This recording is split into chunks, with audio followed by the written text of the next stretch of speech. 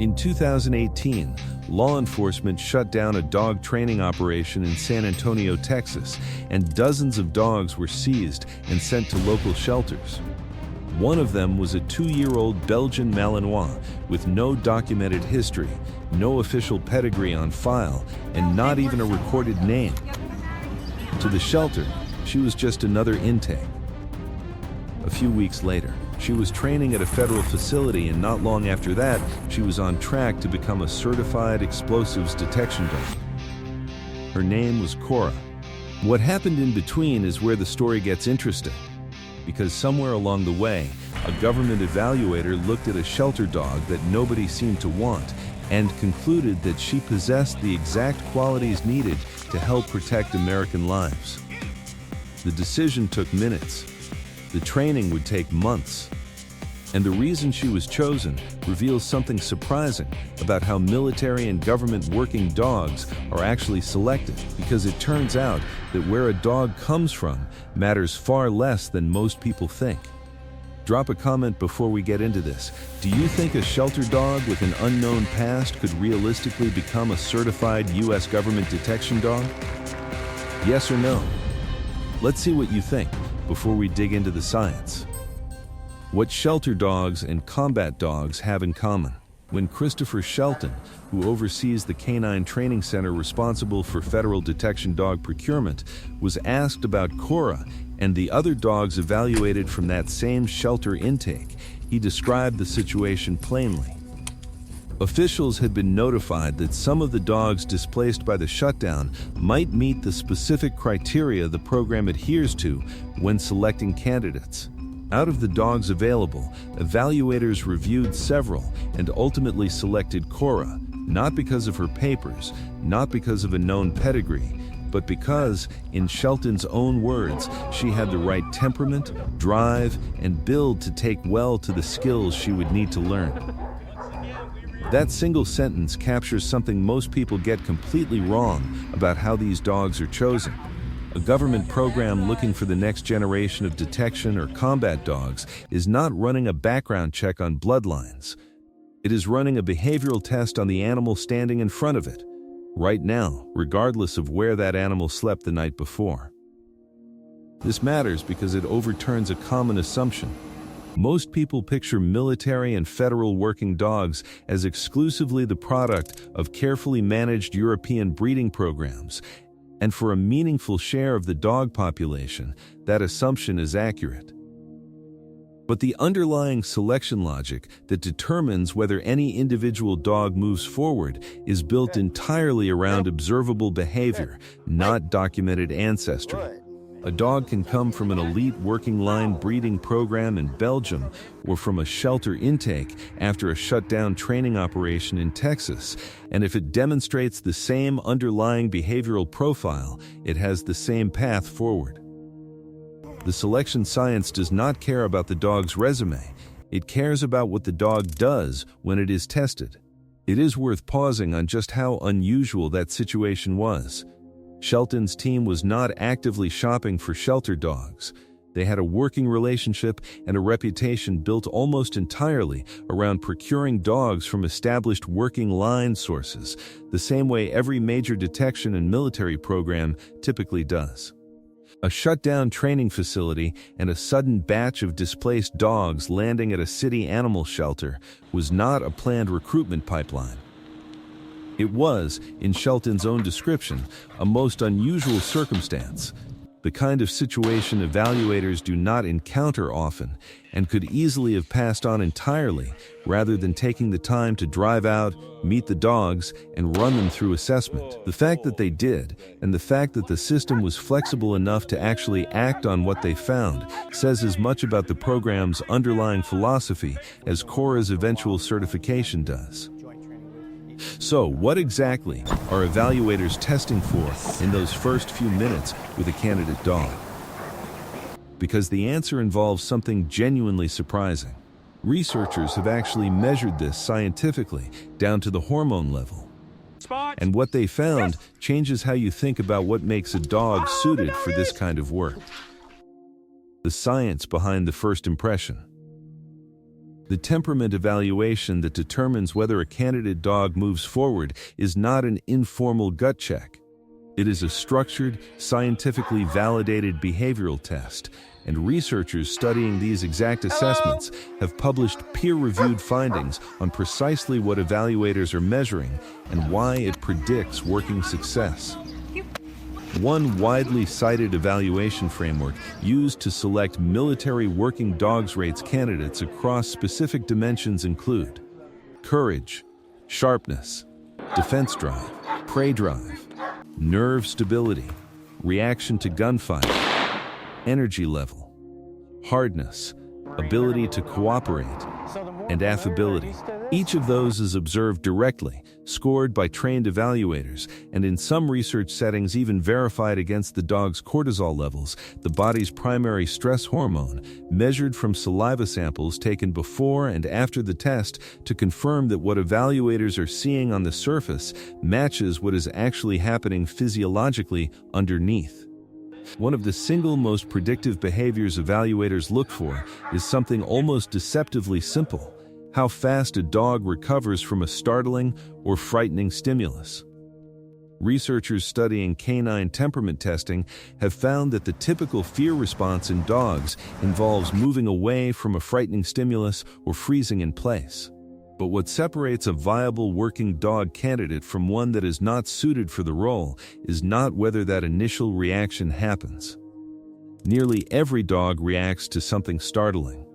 What matters is the speed of recovery and the willingness to reapproach the source of the fear once the initial startle has passed. A dog that reacts, recovers within seconds, and goes right back to investigating is showing evaluators exactly the kind of resilience that translates into reliable performance in unpredictable high-stress environments. A dog that reacts and stays frozen, avoidant, or anxious for an extended period is showing evaluators something they cannot train away, no matter how intelligent or otherwise capable that dog might be. In a study following nearly 8,000 young dogs through a standardized behavioral questionnaire administered at 6 months and again at 12 months of age, one specific trait stood out as the single strongest predictor of which dogs would ultimately be released from training rather than successfully completing it: pulling excessively hard on the leash. That one behavior, measured at both age checkpoints, was more statistically predictive of eventual program failure than nearly every other trait evaluators tracked. It is a small, almost mundane detail, but it illustrates something important about how this entire selection science works. The traits that actually predict success or failure are not always the dramatic ones.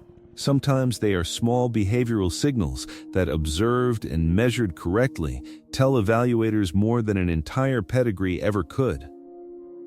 The testing protocols themselves have been refined and validated across decades of research specifically because the consequences of getting the assessment wrong are serious. A dog selected for detection or patrol work that turns out to have an unstable temperament under real operational stress is not simply a disappointing outcome. It represents a genuine safety risk in an environment where the dog's reliability is the entire point of fielding it. Researchers evaluating the specific behavioral test instrument used historically by the 341st Training Squadron to select dogs for deployment found that the test items demonstrated strong inter-rater reliability, meaning different trained evaluators watching the same dog go through the same test tended to score that dog similarly. That consistency matters enormously, because it means the evaluation is measuring something real and observable about the dog's temperament, not simply reflecting the subjective impression of whichever individual evaluator happens to be running the test that day. A test that different evaluators can independently arrive at the same conclusions from is a test the entire selection pipeline can actually be built around with confidence. And here is where the story becomes genuinely remarkable. Because once a dog like Kora passes that initial evaluation, the path she walks afterward is functionally identical to the path a dog from an elite European breeding line walks.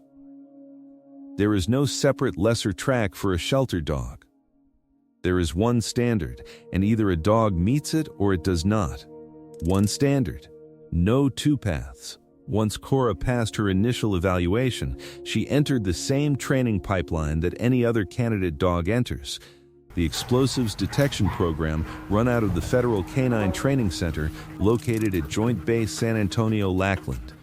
The same installation responsible for training detection and patrol dogs across the entire United States government's working dog inventory.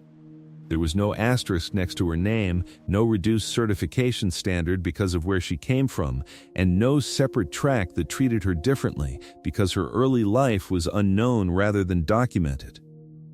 She went through the same odor imprinting process, the same environmental testing, the same progressive certification milestones that every other candidate dog goes through, and she was held to the exact same pass-fail standard at every checkpoint along the way. This single standard approach reflects a hard truth that the people running these programs have learned through decades of data. Pedigree predicts working success far less reliably than people assume, while observed behavior under controlled testing conditions predicts it quite well.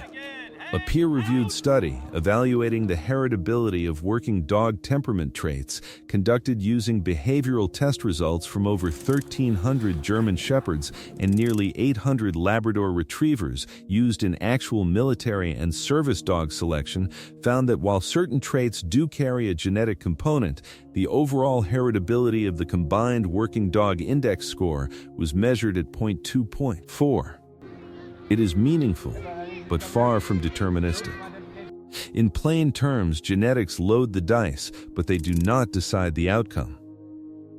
The behavioral test, administered to the individual dog standing in front of the evaluator on that specific day, remains the more reliable predictor of how that dog will actually perform once trained. Kora's story is far from the only example of this principle playing out in the federal detection dog world. Odie, a working explosives detection dog assigned to airport screening duty, went through the same rigorous federal training pipeline at the same Lackland-based facility before being paired with his handler, Army veteran Fulp, for daily deployment searching travelers and cargo for hidden threats. What stands out about Odie's working relationship with his handler is something that echoes the exact psychological foundation that makes detection training work across the entire program. Regardless of a dog's origin, Odie was trained to associate the scent of explosives with a single specific reward: a red Kong toy reserved exclusively for successful detections. When his handler gives the search command, Fulp has described Odie's internal experience in strikingly simple terms. The dog believes something has been hidden, and his job is to find it because that is how he gets his ball. That same reward-driven psychology, built on play drive rather than fear or compulsion, is exactly what evaluators are screening for in the earliest stages of selection, whether the candidate dog came from a breeding kennel in Belgium or a shelter in San Antonio. Why this approach makes operational sense. There is also a straightforward operational logic behind keeping the door open to dogs like Kora beyond the scientific case for behavioral testing over pedigree. The demand for trained detection and working dogs across federal and military programs is substantial and constant. The Federal Explosives Detection Canine Program alone fields over 1,000 active canine teams stationed at more than 100 transportation venues across the country. And that single program procures up to 280 dogs every year just to maintain its own pipeline, separate entirely from the broader Department of Defense's own working dog requirements. A selection system that only draws from a narrow pool of pre-verified, professionally bred candidates is a system that is structurally limited in how quickly it can respond to that level of sustained demand. A selection system built around behavioral testing that any qualifying dog can pass, regardless of origin, is a system with a meaningfully wider funnel, means more candidates, faster pipeline throughput, and ultimately more trained working dog teams protecting more people. It also means that dogs who, through no fault of their own, ended up in genuinely difficult circumstances, like a shut-down training operation, an owner who could no longer care for them, a shelter intake with no paperwork attached, are not automatically disqualified from one of the most respected and meaningful working roles an animal can hold in this country. The story did not end for Kora the way it might have ended for a dog removed from a shut-down facility with nowhere else to go. It became the beginning of a federal service career, built entirely on what evaluators observed when they actually met her, tested her, and watched how she responded. This same logic extends into how the broader working dog community approaches the adoption side of the equation as well, reinforcing just how thoroughly behavior-driven the entire system is from beginning to end. Dogs that do not ultimately complete certification, for whatever reason, frequently already carry meaningful detection training and are placed through dedicated adoption programs rather than simply being released without support. Families who have gone through that adoption process describe the level of care and evaluation involved as remarkably similar to the standard applied when the dog first entered the program. The same institutional seriousness about matching the right animal to the right outcome, whether that outcome is a federal certification or a retirement home with a family that understands exactly what kind of dog they are bringing in. The thread connecting every part of this system, from initial selection through final placement, is the same. Evaluate the individual animal honestly and act on what that evaluation actually shows. Kora's story is not an exception that proves a rule. It is a direct demonstration of how the selection process for America's working dogs actually functions at its core. It is built on observed behavior, validated through genuine scientific research, and applied to every candidate dog with the same uncompromising standard, regardless of where that dog started its life. A 2-year-old Malinois with no recorded history walked into an evaluation as an unknown quantity and walked out as a candidate for one of the most trusted working roles in the entire federal government. Because the evaluators in that room were looking at exactly the right things: how she recovered from a startle, how she engaged with a new environment, how her drive and her nerve held up under controlled pressure. That is the actual system.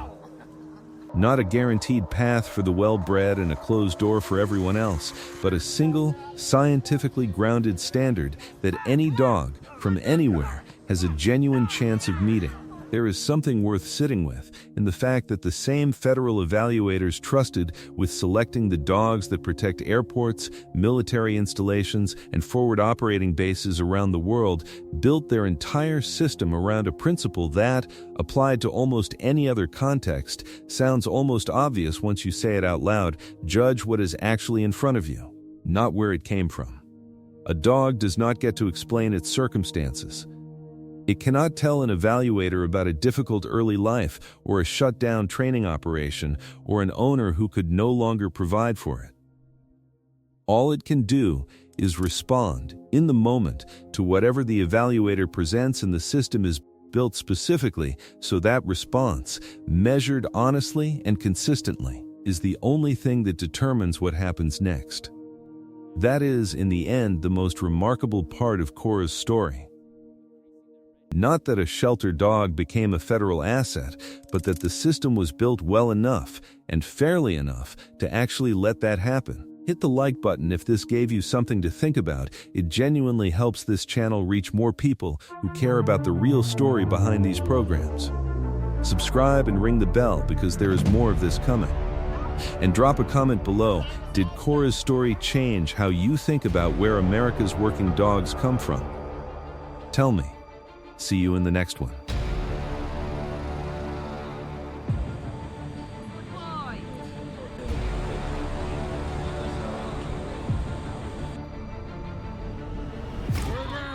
On the ground.